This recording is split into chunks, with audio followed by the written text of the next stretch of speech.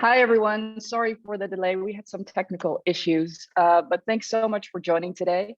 My name is Anouk Vleugels. I am the creative director at TNW, and I'll be hosting today and moderating at this flagship event by Tcube titled C-Suite Engaged, Leading Change in Tourism Businesses. So we have a really great lineup of speakers for you today, but before we start, let me briefly explain to you a bit more about what Tcube is and does. A Tcube is a hybrid innovation space created by Singapore Tourism Board, and its goal is to support tourism companies in their digital transformation journey with resources, content, and events like this. So today we will be talking about lots of different topics, but there's three, I think, main topics that we will tackle today.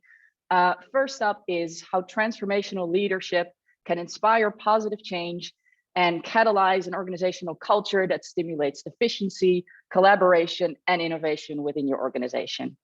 The second one is how to stay relevant in the industry and boost your digital strategy with new ways of customer engagement in this new digital-first age.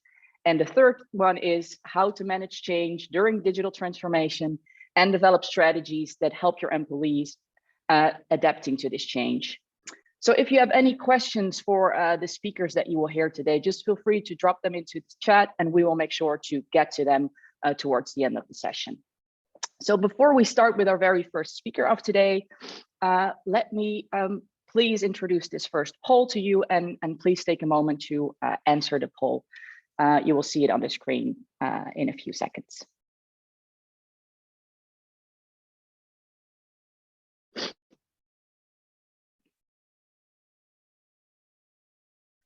Can we please see the poll in the next slide?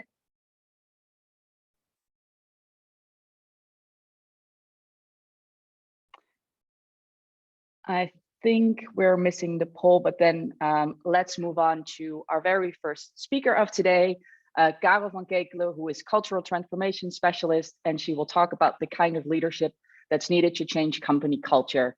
Karel, I will hand this over to you right now. Okay, thank you. It is said that I cannot start my video, so you hear me talk. It's great to be here, and it's wonderful that I can do the kickoff in this session. I'm hosting this from the Netherlands, so for me it's quite early in the morning, but I'm really excited to participate in this in this session because I have I always worked in hotel business. I've experienced for more than 30 years. And of course, the last few years, we were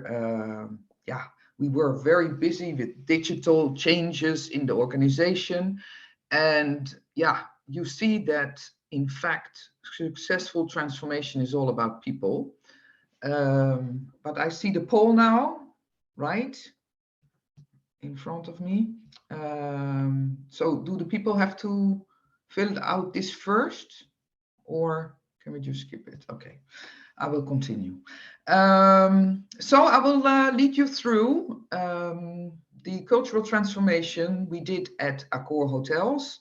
Accor Hotels, very big organization. I think you know it, but we have more than 4,500 hotels everywhere in the world. And we've seen we had a lot of brands, Mercure, Ibis, a lot of luxury brands. And we have seen that the world is changing. And also for our leaders in the hotels, it was not anymore about knowing everything and guiding everybody, but it's more about facilitating transformation in the day-to-day business, more or less. So let's go through this, and if you have any questions, like Anouk said, please put them in the chat. So can we get the next slide, please? I will drive you through the hardest journey, and I will tell you how it all started. So we can go to the next slide. The context in the hotel industry is changing because the guests and people are changing. So we realized that we had to offer real experiences. Just good service wasn't good enough anymore. And of course, people want to have, updating products, new technology, etc., etc. And what we've seen is that loyalty, of course, and you know it yourself, is one of the main strengths you have to get people commit, or commit is not the right word, but be a fan of your brands and use the different brands in our Accor hotel network. Next slide, please. So if you want to create real experience, you have to be outstanding. You have to stand out and survive. And that is, probably a big change. That was a big change in hotel business. Because, of course, due to the digital world, the internet, etc., people are not, loyal to a brand, but they want to have experiences. They look at the location, they look at guest reviews. So you have to, differentiate yourself in a different way than only your brand. Next slide, please. So this transformation is driven because our customers have changed. The world of travel tourism is not the same anymore. That's what I just explained. It's all about experiences and need to be safe. I think especially if we jump to the last few years with the COVID-19 crisis, you could see that safety is one of the most important thing. We had to the people had to trust you about safety. Then of course there's also the other side. There are new generations working for us, and they are looking differently at their jobs, and they are looking for meaning. And people have the desire to be responsible consumers and safe and protected in the hotels and travels. And of course, it has all, it has everything to do with changing leadership. You're not the leader anymore who knows everything, but you are the leader who's facilitating everything, which is a huge change for, there was a huge change for Accor, in fact. Next slide, please. So as experience is everything, the main thing is employee experience. Is as important as guest experience. The employees, in fact, if they are not happy with you, how can they make our guests happy? So employee experience is in fact the responsibility of the leader, and of course the teams and the colleagues, but the leader has to guide this. And that is quite a new way of looking at things when we started with this project, because we were very focused on guest reviews, on quality figures, etc. And we learned that if we focus on the employee experience, we will improve those figures. Next slide, please. So we needed to have a unique approach to define our identity and story at Accor hotels. And as you know, we have a lot of brands, and we were organized per brand. But in fact, the world is changing so fast that we had to look for different ways to change and to be more agile in the way we do things. So we started to look at the story of Accor hotels, which was, for all brands, in fact. So what we did is we used the employees from the field to define and co-design our DNA. We let, of course, all brands join, and we had not a regional focus. We mixed the regions. And that was a big eye-opener, because often, and I think if you work for an international company, you know that, because you probably recognize when I say, oh, but in the UK, everything is different. In Asia, everything is different. So no, for us, everything is different. But if you mingle the regions, you see that, in fact, we all want the same thing. We involved also the franchisees. So that's an open and inclusive thinking, and set the employee experience as the key, which is yeah, which was for us groundbreaking, because often we only look what the guests want, but let's also look at the employee to make him happy at our place and focus on emotions as a business game changer. Of course, we had all our SOPs per brand, which were dictated more or less how to welcome guests, etc., etc. But we wanted to free up, because if you want to create real experiences, people have to be free to be themselves and interact with the guests, because only authentic connection will make the change. So, next slide, please. So why did we knew this? We had several brands and we needed one language, one set of values, one desired guest experience, one way of being to make, to make it easier for everybody where they belong to. So let's see what came out. Can we go to the next slide? Sorry. So we organized 9 work sessions around the world with more than 230 participants. And now, yeah, what I said already, it was all brands represented, multi-brand experience. It was operation support and all functions, a mix of regions in every session. And this was a bottom-up approach. And that's very interesting because, of course, you can say that the managers or central executive teams could determine the story of Accor, but we really wanted to do it differently so people really felt it was their thing. And that's a very important key of success.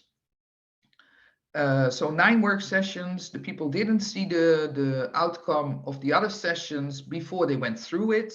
They had discussions and they came up with, I think the next slide will tell us what we determined together. So I think what is important to say, what I forgot, is that Accor has more than 280,000 employees.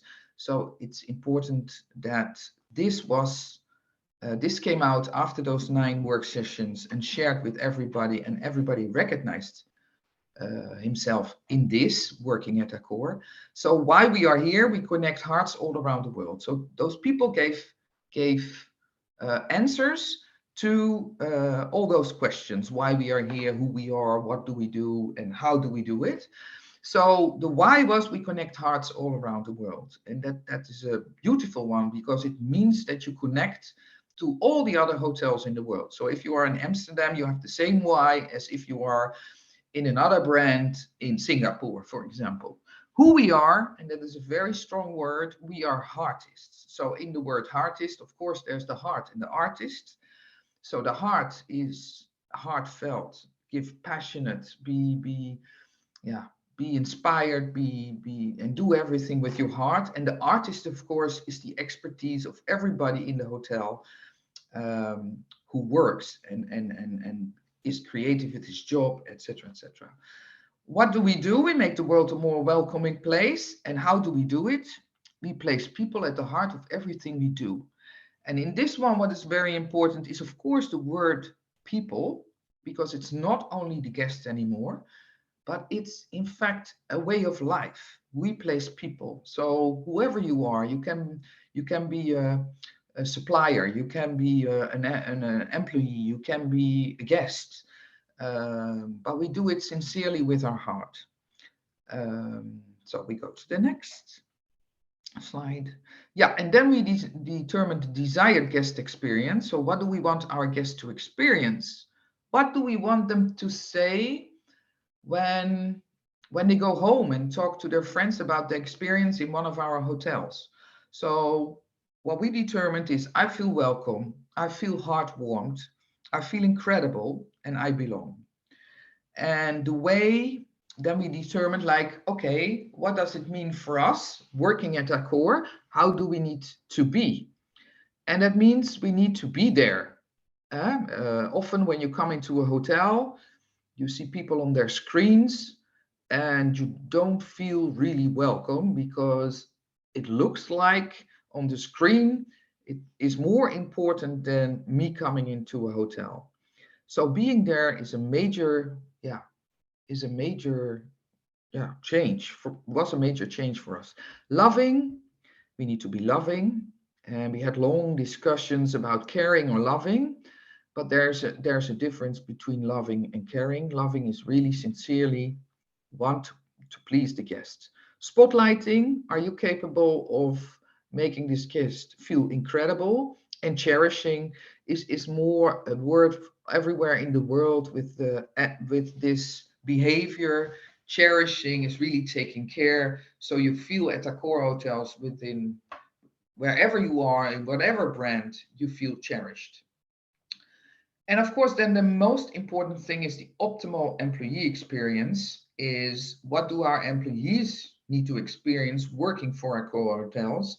And that was, I feel valued, I feel free, which is, I think, the major success.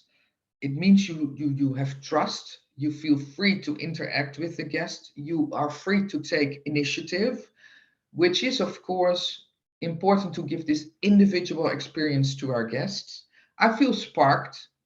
It means I feel also inspired to come every day and to have this little sparkle to give to our guests. And we are one. And we are one is the one that you feel that you are part of the 280,000 people who are making the difference. Next slide, please. So what is the content of the journey? Next slide, please. So we had this DNA, and then we said, yeah, now we can make nice posters and hang them in the back office. But of course, the main thing needed to be done. And that was, how do we make this alive with everybody? And in fact, we created campaigns, very simple to do in the hotels themselves, and there were half-day workshops plus a game. So each campaign, let's say a workshop per month we did, and we had about 4 campaigns, and the leaders, employees came together and started talking about the topic of the campaign, and at the end, people had to play, or take an objective, like, for example, okay, I will not look at my screen when the people are in, and I will do that 10 times a day. And it was more like, okay, as a front office, what is our goal and how can we play with it and try to change it? And but very simple, never make it too complicated. And the campaigns were not based on skills, because skills are based on I do and I know what I have to do, but it has much more to do on mindset. I believe. So it was much more about sincerity. You go really to the next level. Where in hotel business we are very good in skill training, on the job training, but if you talk about guest and sincere connection, you need to be on mindset level, and that's, I think, I feel free again is a very important one we determined in the experience, in the employee experience. So this was a month. Then they played. Then they started the next campaign. They reviewed what they did, what has changed, and then they moved on in time to the second, third, and fourth campaign. Can we go to the next slide, please? Can we go to the next slide, please? How did we do this? Because those campaigns, of course, we needed to train people. And what we did is we created a network of transformers, and in fact of super transformers, for the hotels. We trained 250 people worldwide, and they all were volunteered. So what we did, and I think that's a very important one, if you compare it to the past, for example, where we worked on change management, and then we worked a lot on resistance. People who resisted, we tried to convince them, etc., etc. Nowadays, yeah, I would say the world is changing so fast that you don't have time, too much time to stay with the resistance. So we go for the positive energy, and that's that's a that's a very important one for the success of this journey. So we asked people who sees the need of transforming our company, and if you are convinced that we need to change, then you have to apply to become a super transformer. So in fact, we recruited them, so they had to give a small movie of themselves, why they were motivated, who was their sponsor, and that's how we selected them. Then we trained them, 250 super transformers for 5 days everywhere in the world. And those super transformers trained 2 persons in each hotel. Um, so you are not alone in a hotel and to do the complete transformation. And of course, we had the offices, because we have in each region an office, and centrally in Paris we have an office. And there we also created support transformers. So people in the offices also go through sessions. So I think we can go to the next slide. So what was new? Now here you see the cascade model. So you had the super transformers, they trained the GMs and another person from the hotel, so he wasn't alone. And then those 2 per hotel trained the hotel teams, and the support transformers trained the central teams. And what of course is very innovative is that we asked for volunteers, that we went for positive energy and motivation as drivers. And I think that is really a lesson to learn. Go for the positive energy, and don't go for the people who are against. If you want to create a viral kind of thing, positivity and people who are motivated to do it and see the urgency is the most successful thing to do nowadays, to go quickly with changes. Internal training force that makes us independent. Of course, we had those 250 super transformers. It became also a network for other big transformations in our company. For example, we created a new loyalty program, and they helped us to deploy it in the regions. And they had it's a sustainability. You have a network where you can count on. If you have to do something, then or a big program, they knew how to deal with it. Next slide, please. The first, the hardest journey, what you have seen. So it's a carefully designed transformation journey, perfectly trained super transformers, trained hotel transformers, and ready to use package. Of course, if you look at professional trainers, a GM and another person in a hotel is perhaps not, has not the profile to be a professional trainer. So we also gave them, of course, a ready-to-use package, which helped with movies, with instructions, with nice games. And the super transformers behind helped the hotels to run it out. And what of course is very strong in this is that it was in the hotel itself. Often we take people out to a room, and then we do the training, and then they go back. And then often when you come back in the hotels, it's hard to apply to your job. Well, if you do it in the hotel itself, it is much stronger, because you are on your in your workspace, so you can apply straight away what you've learned. And of course, the fact that the GM is not alone, because a general manager is not always the person who is trainer. So we thought it was very important that there were 2 people so they could support each other to roll it out. And it was very cost effective, because as you can see, it became 12 euros per employee per year to roll out this program. Next slide, please. First impacts of the journey. Next slide, please. What we have seen is, in fact, going on the positive side, we rolled out very quickly, because we started to train the super transformers January till June. And before the end of the same year, we rolled out 1,300 hotels. And this all because of, yeah, this positive energy, because we also asked the hotels, if you want to do this, then apply. If you don't want to do this, then don't come. Come when you are ready and when you wanted to.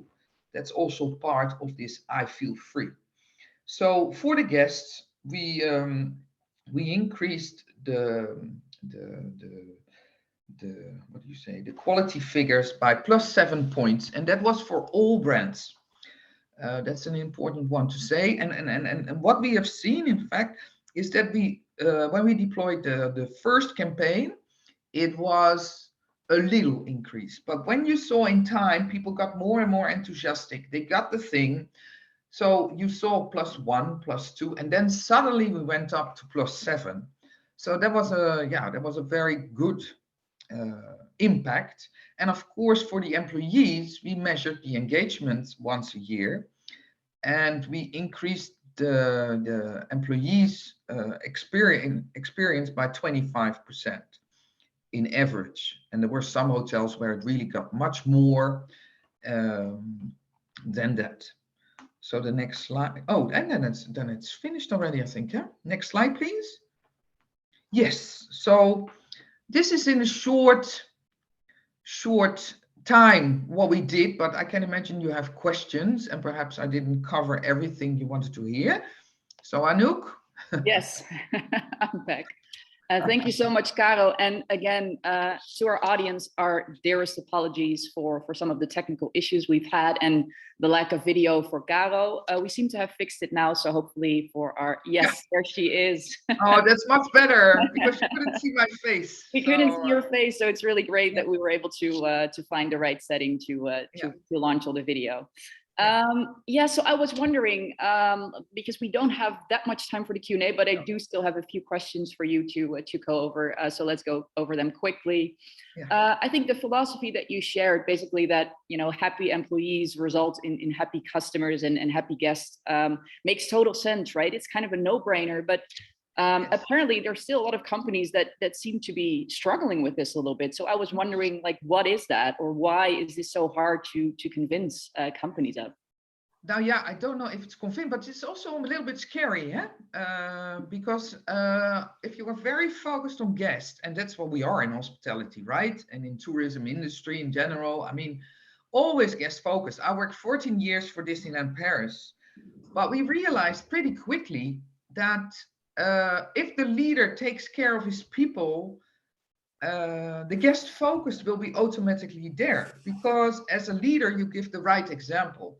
But it's still little bit scary, because leaders are also, the world around them is changing. So daring people to let them be free to interact is scary, So it's not about, it's an eye opener. It's not an eye opener, but it is, it has to do about vulnerability. It has to do like, how do I interact with my people? And how do I deal with the fact that I don't know everything? Got it. I think that is also a major switch. In the past, they knew everything. So people came ask, and then you guided them. But now on digital transformation, or everything what happened on distribution of hotel rooms on the internet was that made them insecure. So that's why we did first focus on the guest experience, and then bit by bit we went to the leaders to work on the employee experience. Yeah. Okay, that's really interesting. And another question that I had, so you argue that the role of the general manager has to change, and has had to change in the past years. But I was wondering, so if we look even further in the future, what do you think the role of the general manager would be like? It's a facilitator. It is a stimulator to come I think every change or every transformation, especially on digital, is use the people who are willing to change, listen to them, and help them. So be much more like a supportive leader than giving directions or whatsoever. Inspire them, give them a meaning, let them grow. You see, those millennials want to have meaning in their job. So we have to spend much more time to each individual where they are looking for and what we expect from them. It's not only about them, what they want, but it's also like, how do we create this environment where we make guests happy, where we get the results, and how do you fit in? So there's your time is switching from emails to people, you know. New age, new leadership. Yeah, exactly. Great. Okay, thank you so much. It was very insightful. Thank you for the wonderful presentation. Thank you. And to our audience, before we move on to our next session, please take a moment to answer the following poll, and hopefully we will see it now. Yes, there we go.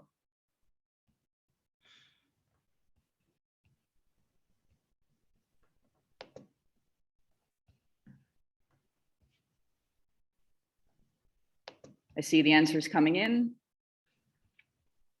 So we're going to be talking about what would be your key focus area for corporate transformation. It's actually quite an equal so far. I can see, yeah, I think quite even divided between all the different focus areas, but innovation seems to be in the lead a little bit right now.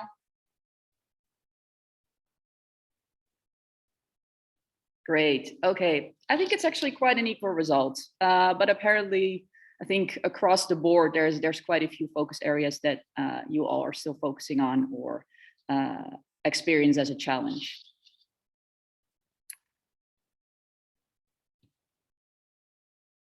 All right.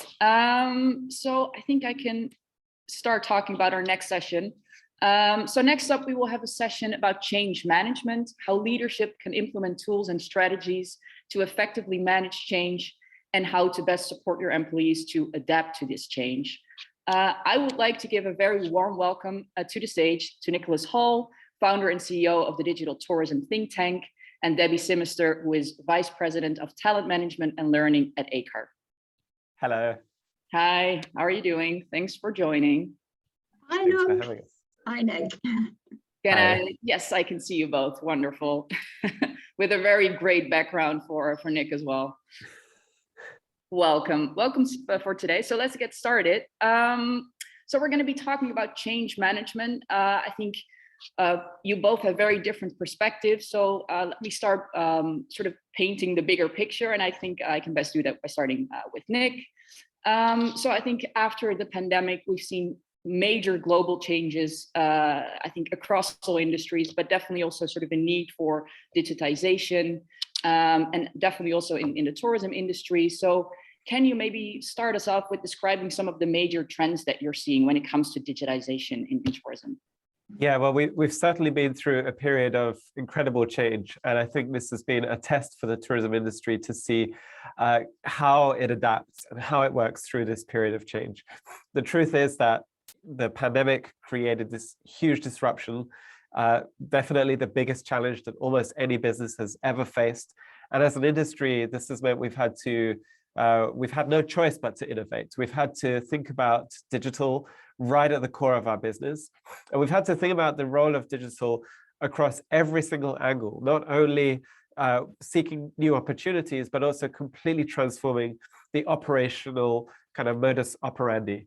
So this has really been a very challenging time for the industry, but also a time of significant change and also significant growth if we think about our own capabilities and our own approach to how we incorporate technology within the business. So maybe I can just kind of touch on a few of the examples which really stand out, come to mind, if we think about where we've kind of come in the last 2.5 years. And the first is this kind of sense of adaptability and also the unpredictability. This has really defined the last 2.5 years. And unfortunately, as much as we are aware that the pandemic is perhaps easing as a pressure, there are new pressures that are coming in that we can't ignore. So this is going to be something that continues well into the future. And I think one of the things which has been key to survival here has been to really embrace this idea of being an agile organization and working in an agile way.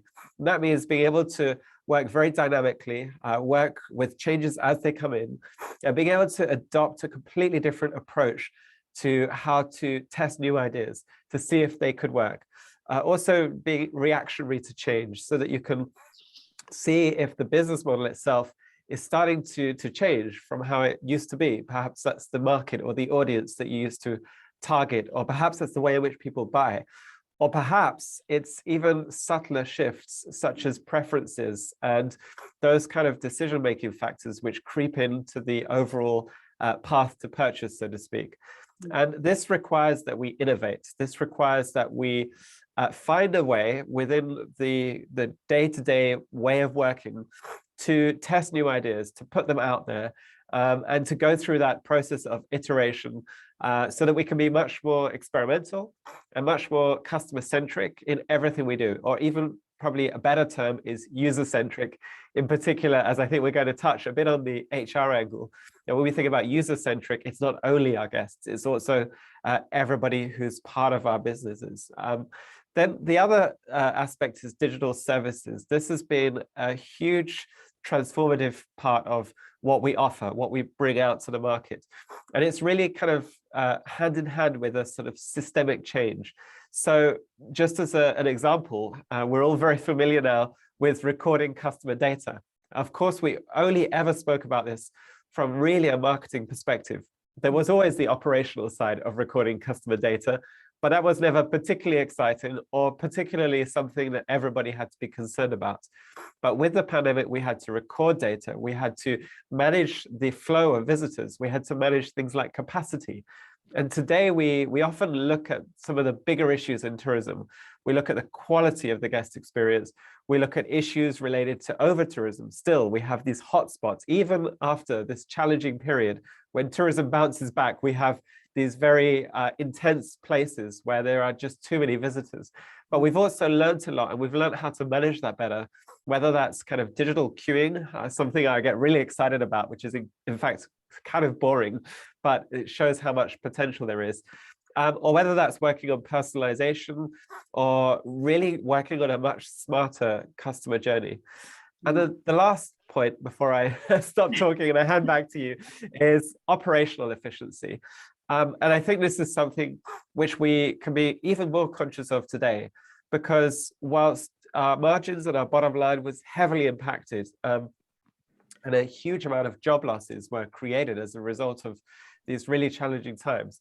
As we now look to balance things out, and as we now look to move forward, we're still conscious of those pressures. The cost of living, the cost of energy, this means that our margins are now much, much smaller than they used to be. The increased expectations from guests, in fact, means we have to somehow deliver more, but somehow do it with a smaller or a lighter operation that sits behind that. And the only place we can look to try and solve this challenge is towards technology. How can the operational process that sits behind that incredible friendly human welcome, how can that be, how can we use things like automation to speed up certain tasks or even replace tasks altogether, because we can set up a process which takes care of that. And this is happening from those micro businesses, which is the majority of the tourism industry, right up to large global enterprises. And we're doing it because we have to. We're doing it because we have no choice. This is absolutely key to staying alive and staying competitive. So as much as perhaps before the pandemic, it was something that was an ideal, something that we would maybe explore, today it's something that is just necessary. And it's something we've really had to adopt. At the center of all of this is human needs, how we consider the human needs of our visitors, but also how we consider the human needs of everybody involved in that process of innovation and change, so that they are able to get on board with that and to be part of that process, because it's not something that should be outsourced or the responsibility of one person or one department, but it's something that absolutely everybody needs to be a part of. Definitely. Okay, I think you perfectly segued into to our next question for Debbie. Thank you so much for that elaborate explanation. Yeah, Debbie, as Nick just mentioned, there's a lot of challenges ahead. There's a lot of things that need to change.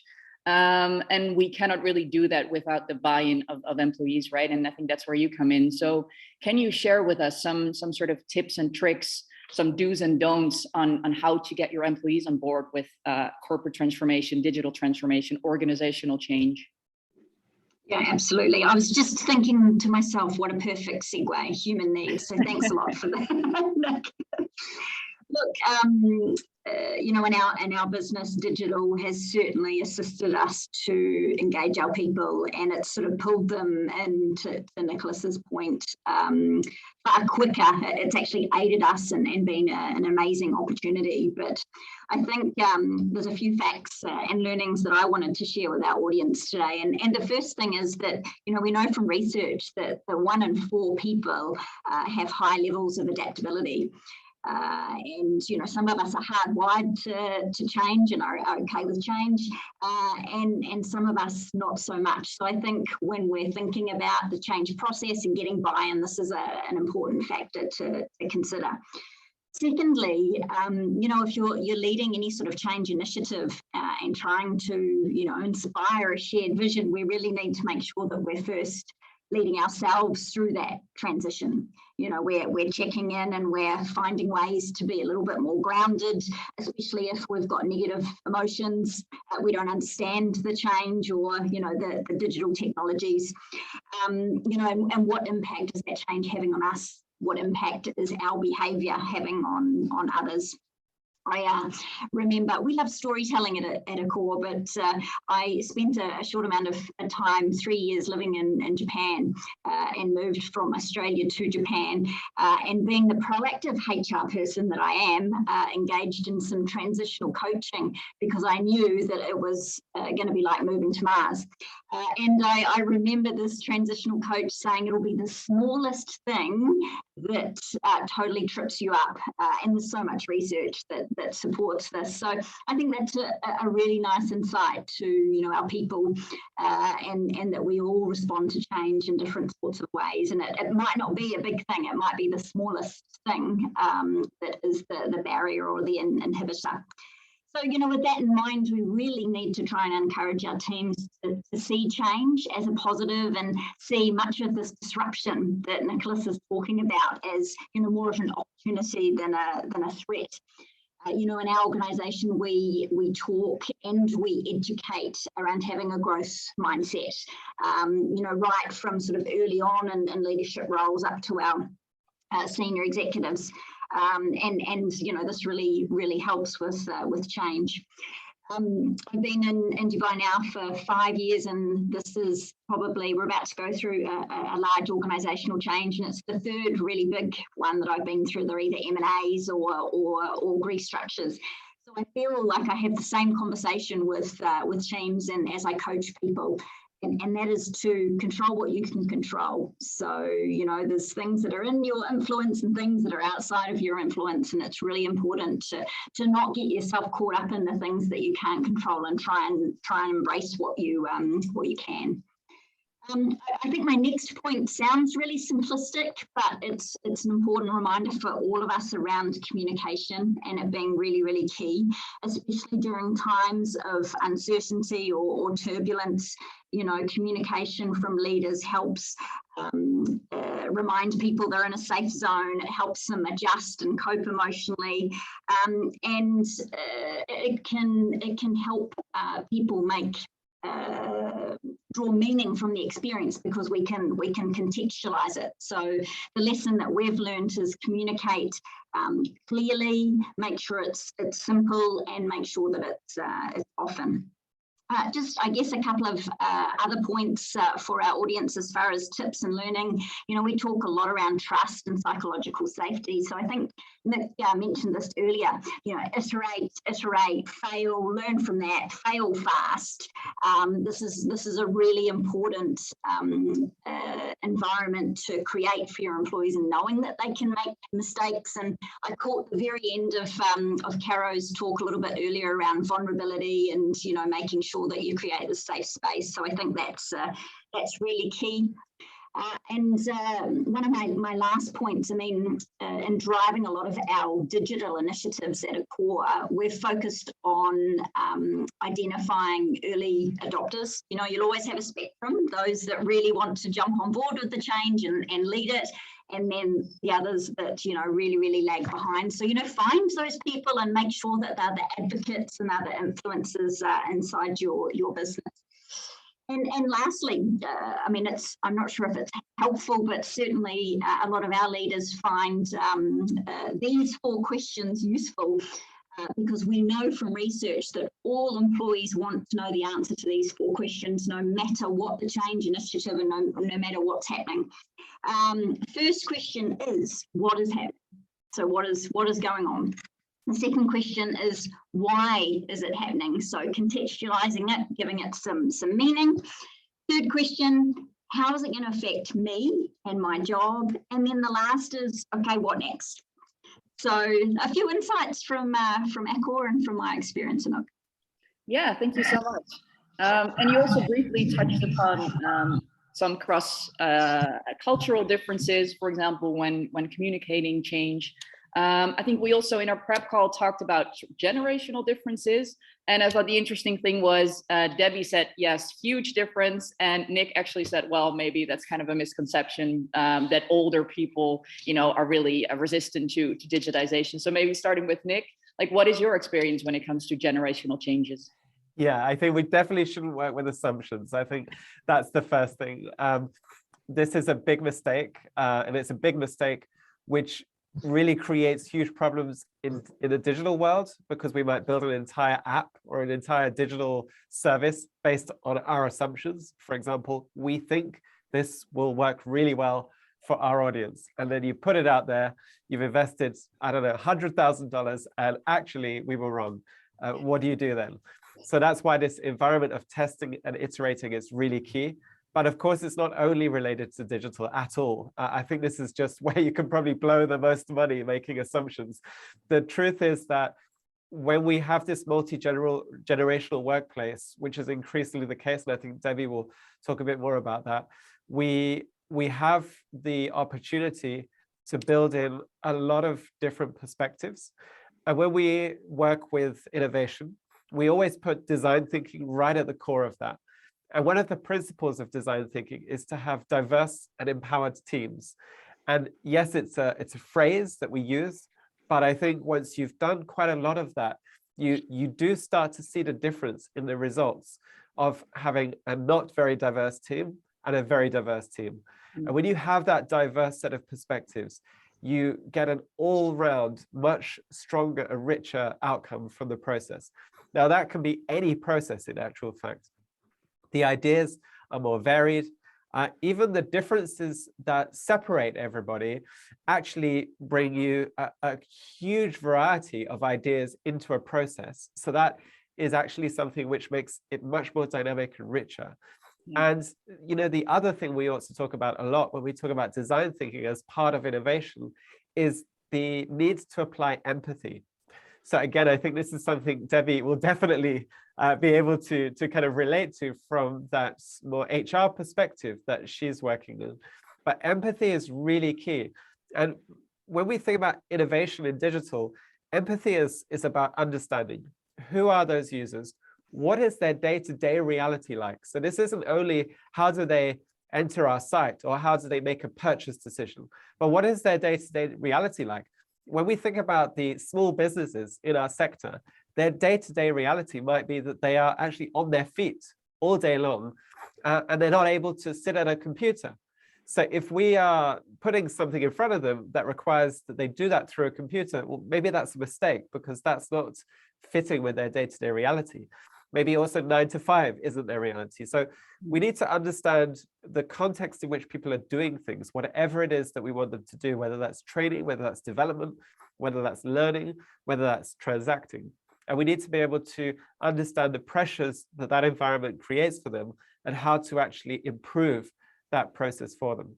So going back to the multi-generational aspect, I can only speak maybe from a personal perspective here, but one thing I have seen is my own personal assumptions are that somebody who's a graduate or somebody that's, you know, Gen Z or the late stage of millennial will definitely be digital first and definitely be able to embrace and pick up any technology, any trend, and work with that.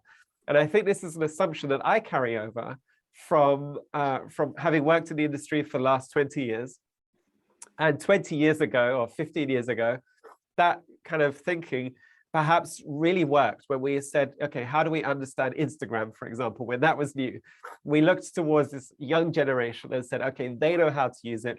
Let's trust them with that. I think what I have seen, you know, as a business owner as well, is that that is definitely not the case. And actually, there are real differences in the level of experience, the level of knowledge, the level of application of technologies, as well as new technologies. And the experience that we can bring into that process also helps us, whether we are millennial or even baby boomer, to think about how that's going to be adopted, how that's going to help us and aid us with the work that we're doing. And I think, you know, the other aspect is how do different user groups or demographics pick up and use these technologies, and looking at their kind of habitual approach to using things.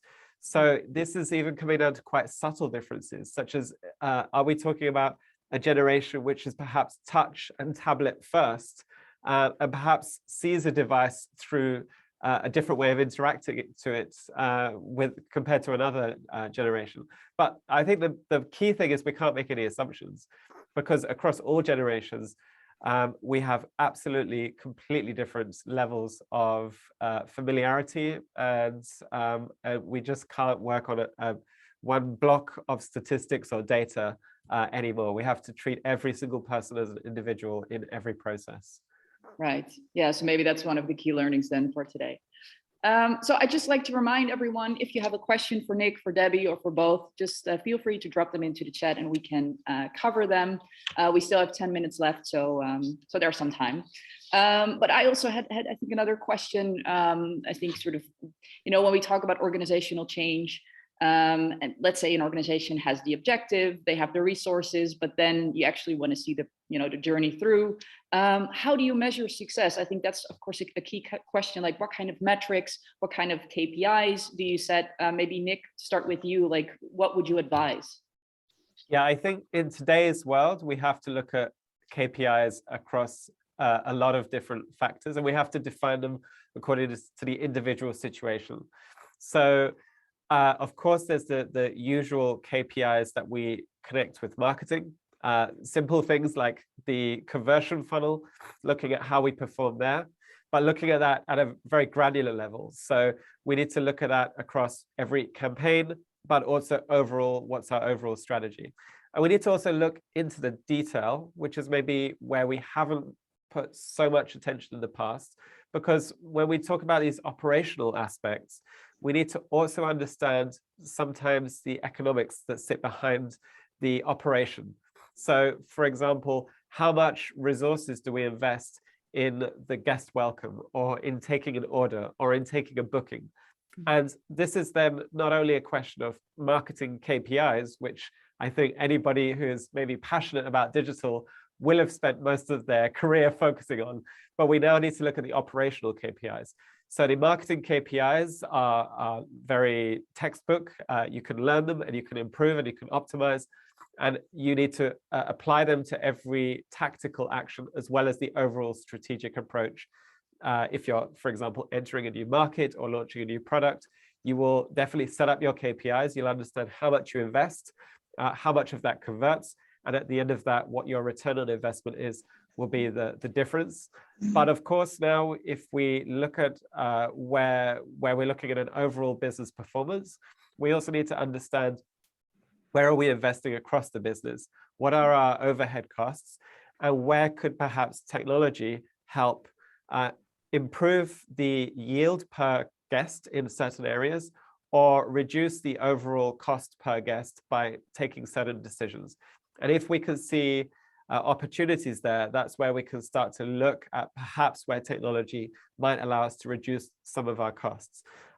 So I think this is a new area that kind of people who work in digital would more or less often orientate towards the digital marketeers amongst us. But I think there's an opportunity to broaden those skills, to be able to become digital leaders that can look more broadly at the overall business and look at where they can help to improve the efficiency, the operational effectiveness, and actually bring in some of that knowledge that perhaps a traditional digital marketer has on marketing and the consumer aspect of that, and look at how they might be able to bring some of that knowledge into the wider business, thinking about automation or thinking about smart guest services, where there's a huge opportunity to kind of do some really interesting things. And maybe just the last point on this, I think we have always focused on brands and marketing, but we've seen that landscape shift massively. In tourism, destinations talk about this shift from marketing to management. But if we maybe don't look at it quite so black and white, we see that the brand, the value of a brand that we build, the equity of a brand, is not only in the image or even only in the purpose and the values that that brand stands for, but it's also in the overall experience. And today, the experience of the brand is a digital experience. It's an end-to-end digital experience. And so can we really say that marketing stops at the point where somebody has become a customer? Or does that role of marketing and creating that brand experience continue all the way through and out the other end? And if that is the case, then digital is playing, the role of a digital marketer, more importantly, is playing a role throughout the entire visitor journey. And that's as much on optimizing the guest experience digitally as it is on getting the brand out there into the market in the first place. And there are huge benefits to everybody else in the business if those digital roles can evolve and take on a bigger meaning than just promotion and marketing. Debbie, how do you translate this advice to the HR perspective? I think Nick's provided me another great segue. Look, I think if you talk about metrics, I mean, we've got, adoption of digital and employee engagement, and from a guest perspective, loyalty signups and so forth. But I think that the point I want to hone in on is Nick talked about sort of optimization in a certain sort of business area. I think optimizing capability inside your business is really key, and it's a long game. It's not a short game.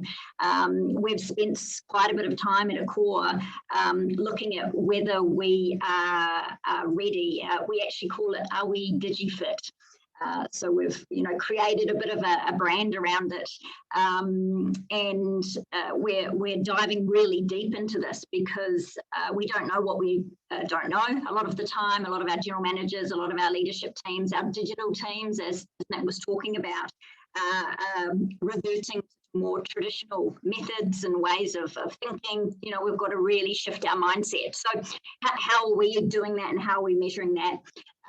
We educate, so we have learning programs for our revenue teams, our digital teams, our general managers that talk a lot around what's shifting in this space. We educate them, on search engine optimization, SEA, et cetera, a lot of the tools that they can use to assist with efficiencies. And then there's two other things that we do. And we started this earlier this year, we're measuring performance at a hotel level. So we almost sort of get them to self-audit, and we create KPIs around this of certain digital metrics that they need to achieve. And then we're also really looking at the people that we bring into the business. So we've got quite a bit of governance and a framework around our digital people and assets. So we assess them, we get them to present digitally. Like, we've really sort of changed the frame of how we recruit digital people. I mean, of course, we can develop them internally, but sometimes that's not quick enough. So we have to look at, where do we source these people from? Where are we attracting them? Where are we selecting them from? And what sort of skill sets are we trying to bring into business? Great. Okay, I think that's all the time that we have for today. So thank you so much, Nick and Debbie, for this very insightful input on change management and basically how to change a culture and change an organization. I think next up we have one more poll. So please take a moment to answer the following poll, and then we can move on to our next session. So as a business leader, what is the biggest challenge for your organization regarding digital transformation? I think Nick and Debbie did a great job explaining some of the challenges, but I'm sure that you and the audience might have a different view. So yeah, please take some time to think about it and answer the poll. I can see right now budget constraints are leading, but also a lack of strategy, which I think is maybe a bit easier to fix.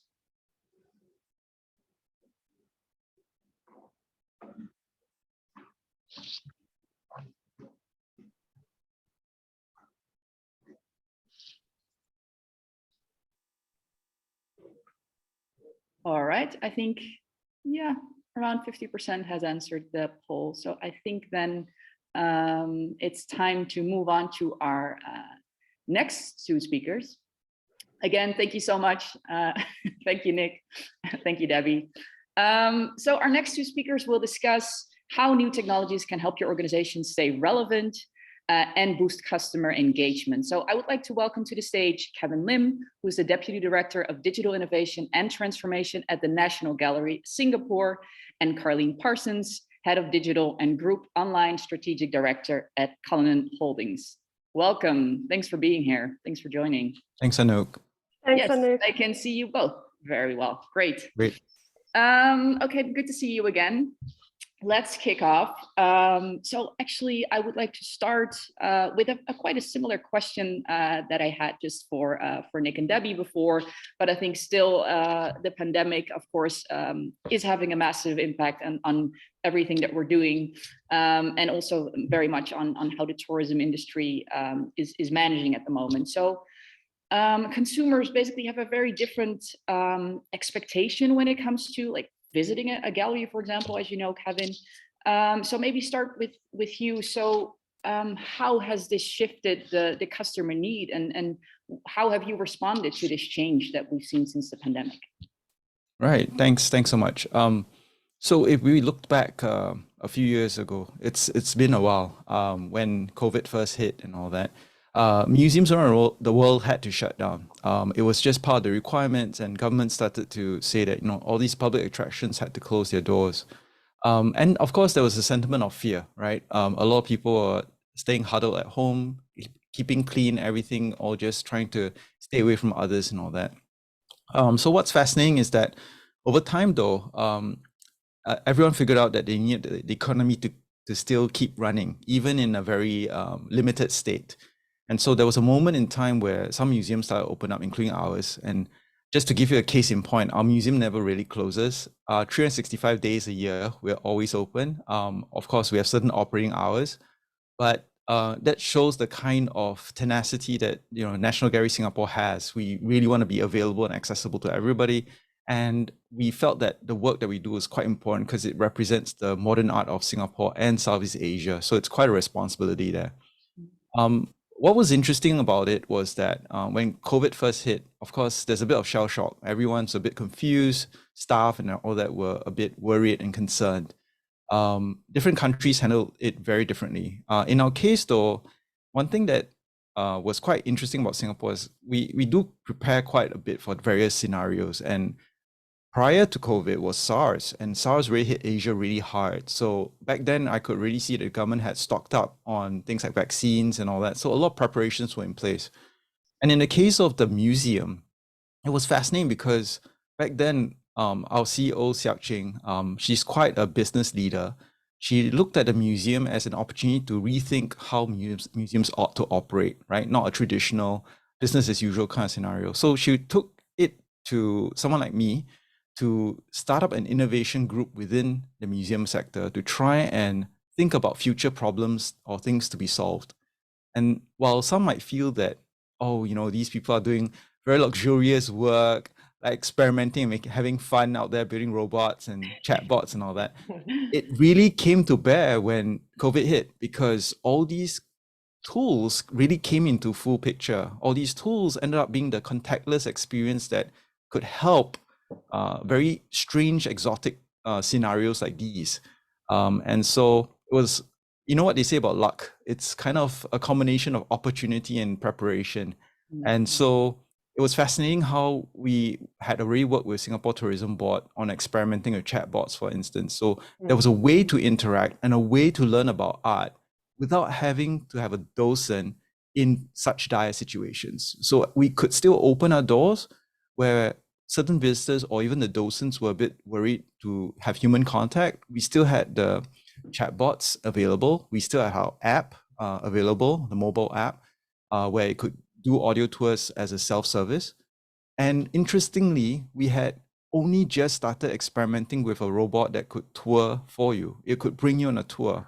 And we wanted to figure out how to do sort of like tours in almost like a vending machine kind of format, where you could pick a tour that you liked as and when you were available, rather than to have to wait for a docent to wait for enough people to show up. So we were trying to offer a counter product as well, that could, a counter service as well, that could exist to fill the gaps of the docent experience, which to us is still the very prime experience. But the robots really filled a perfect gap, and it was again contactless and Perfectly timed as well. Yeah, so Yeah. and I must say everything really worked out pretty well, because the particular robot, if any of you are interested, is called Tammy, and it came from a bomb sweeping robot that was made in Israel. And the beauty about it is that it has a combination of LiDAR technology, which is important for vehicles or any autonomous robotic systems to actually navigate any space. So the trick about it, and why we were able to do this really quickly, was that because these original machines or robots were deployed for bomb diffusing scenarios, they were built cheap so that they could explode and you're fine. But the beauty of it being LiDAR based and cheap is that at only 5,000 Singapore dollars, we could afford to buy one. And since it's Android based OS, we could program it easily. So we took all our content from our application where it offered audio tours, put them on a robot, and mapped out the space, and it could give tours. And this was rolled out immediately during COVID, and it was like a lifesaver to us. And just to share, it was really miraculous, because when we launch products of its first version, usually the ratings or the satisfaction is very poor, because there's lots of bugs and stuff. But this was one product that blew us away, because right from the get-go, within the first week and first month, we had a 95% satisfaction rating from visitors. And they were blown away by the fact that there was so much information that they could learn, as opposed to just a normal visit on their own. The bot could actually feed them a lot of information. And what made us learn something that was really important was that even if you have all your content in your app or website, no one reads it. No one bothers. So it's only unless the when robot has it. we realized that being physical was so important, because the problem of all our digital products is that it's out of sight, out of mind.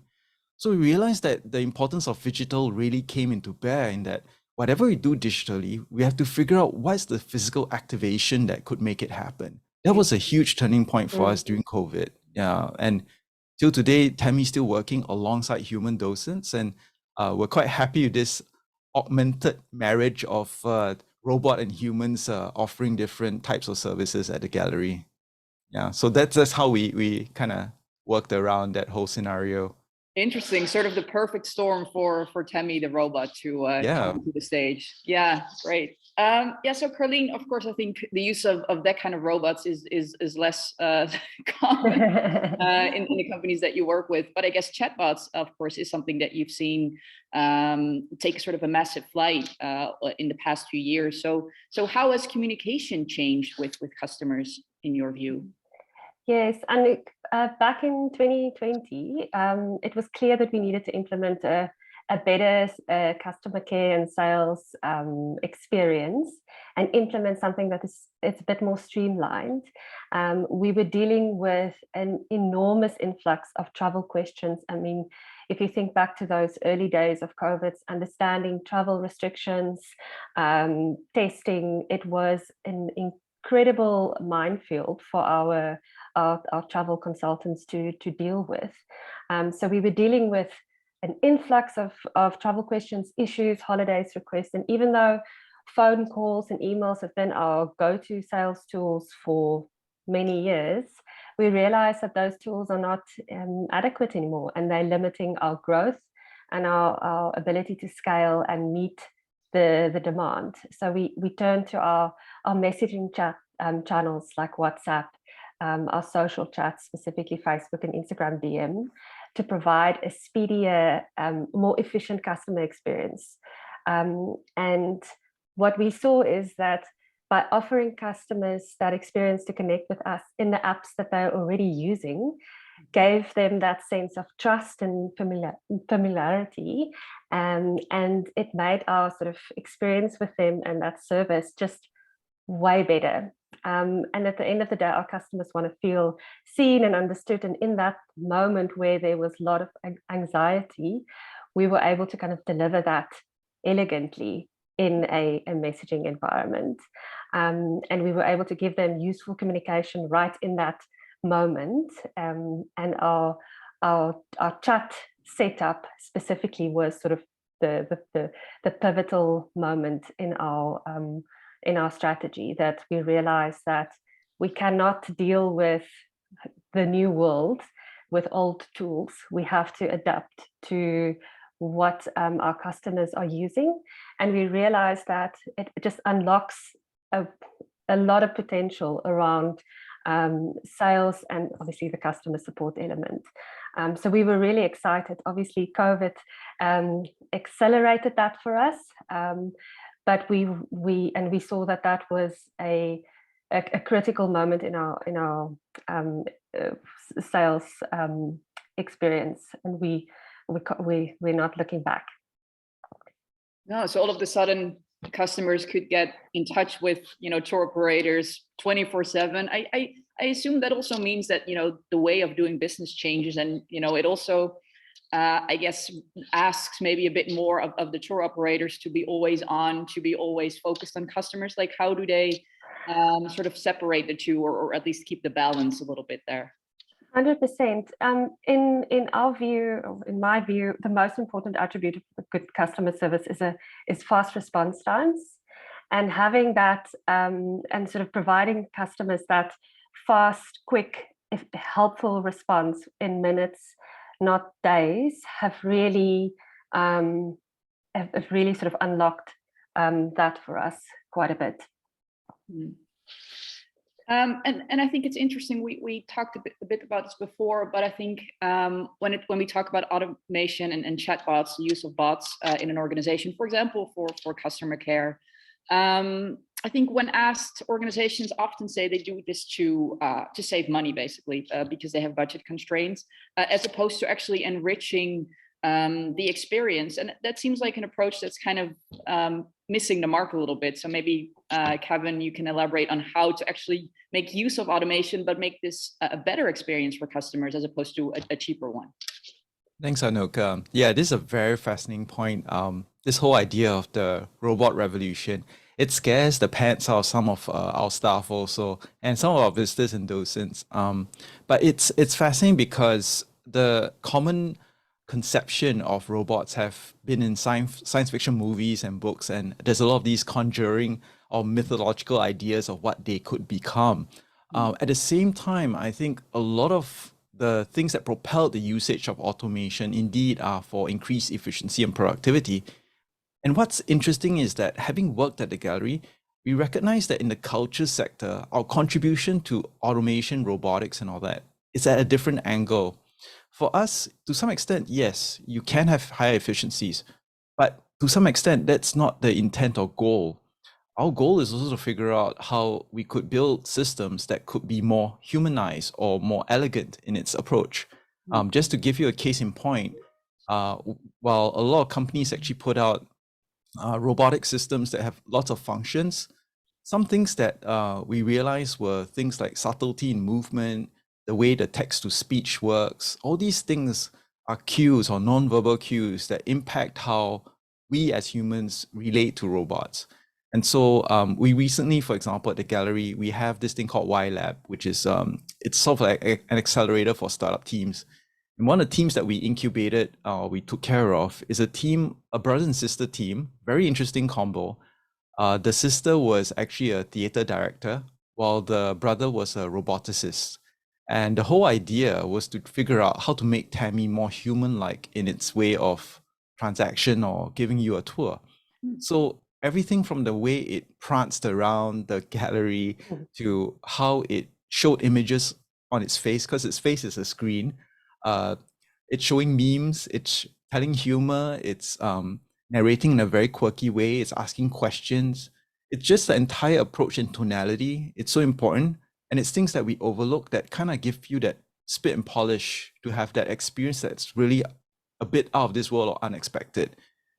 So at first I was wondering, oh, the culture sector is always so behind in the times when it comes to technology, but we realized that it's also because we're tackling a far harder question here, which is how to make such experiences much more less transactional and much more emotional, more fulfilling that way. So that journey is definitely going to be harder, which is why I realize it tends to be a bit slower too. Yeah, I can imagine. But you gave it a personality, or you gave the robot a personality that actually helped the experience. I think another example that we talked about in our preparation call, which maybe is a bit less sci-fi, but definitely also a really interesting one to maybe quickly cover, is the progressive web app that you've developed. So I think one thing that you've noticed, you had a beautiful app for your visitors, but people just didn't download it because the hassle, or because they were only going to come for one day to your gallery. And as a sort of solution to that, you created an app that you can just very easily launch in your browser. So maybe can you briefly talk about that and how it helped you, reach your customers better? Sure. Yeah.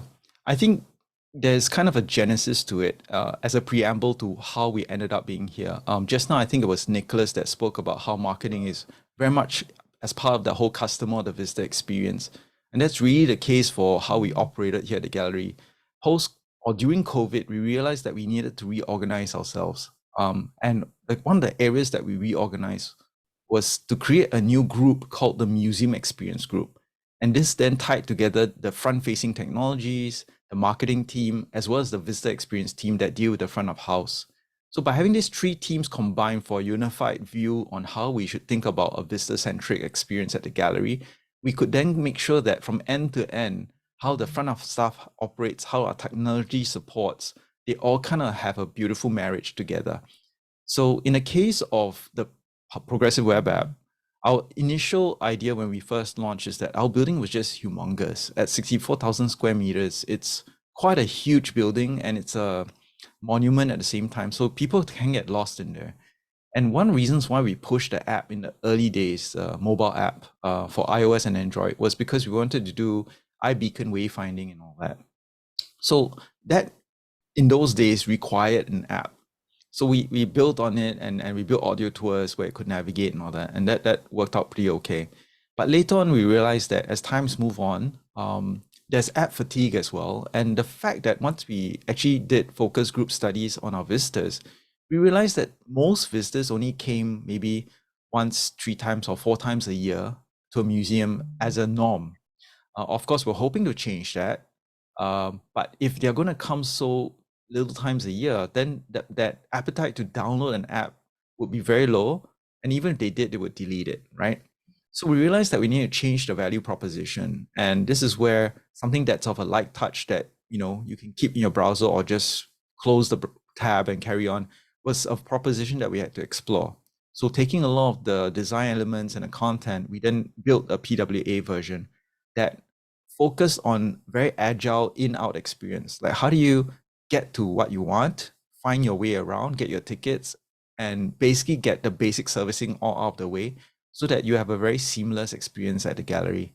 So that worked in unison with, again, very lucky, we were moving from human counters, ticketing counters, to self-help automated kiosks. So that, in concert with the kiosks, offer a beautiful way for a user to use the kiosk first and then hand over to an app to carry on the experience. So I hope you can see there's a kind of like journey that a user goes through that is as frictionless as possible. So just by opening a browser, scanning a QR code, there's a handover experience that goes from, okay, you bought these tickets, here's the way to find your way to the first artwork, and here's your itinerary for the day, which we planned out in the kiosk. You take it away with you on your mobile, so you don't have to carry a printout, you don't have to worry about what you can't remember. Everything's right with you, giving you peace of mind. So that was the genesis of that PWA. And we're tracking usage of both the app and all that. We have different segments of users using both, which is why we still have both apps. For the mobile app, we recognize that we have devoted art lovers, people who love the museum. Even overseas, they keep a copy of the app to look at artwork. And that's around, we get around 20,000 users per month. And then for the PWA, we're seeing about 15,000 on average a month. So there's a kind of transaction. So one would be very transactional, which is PWA, while one would be very deep lovers who really enjoy the art and they want to keep a copy of the app in their phones. So yeah, different strokes for different folks. Yeah. Yeah, no, I can imagine.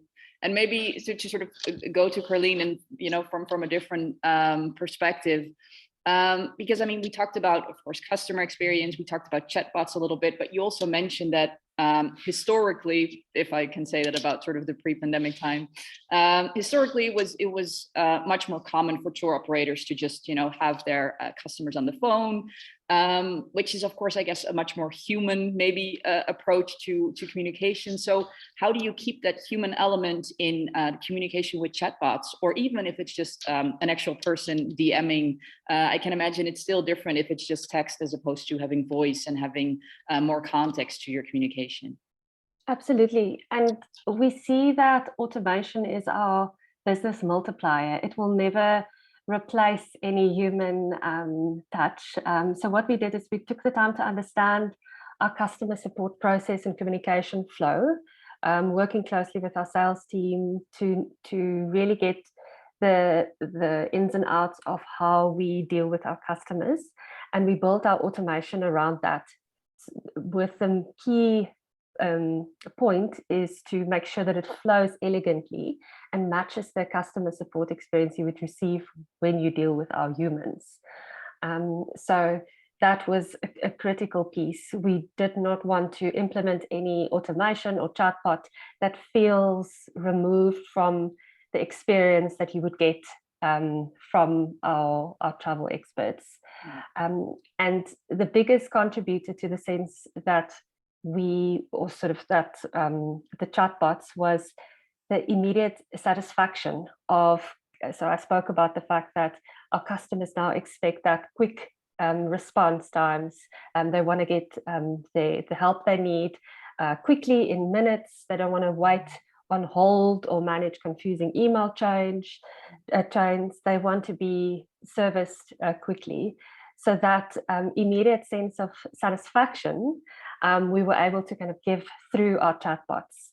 So that not only were they able to reply immediately to a message, we could also use our chatbots to pull from our library of frequently asked questions and giving our customers simple questions, common answers to something that they have on their mind, without bogging our sales team down with the smaller questions, and letting our consultants deal with the more the heavyweight issues.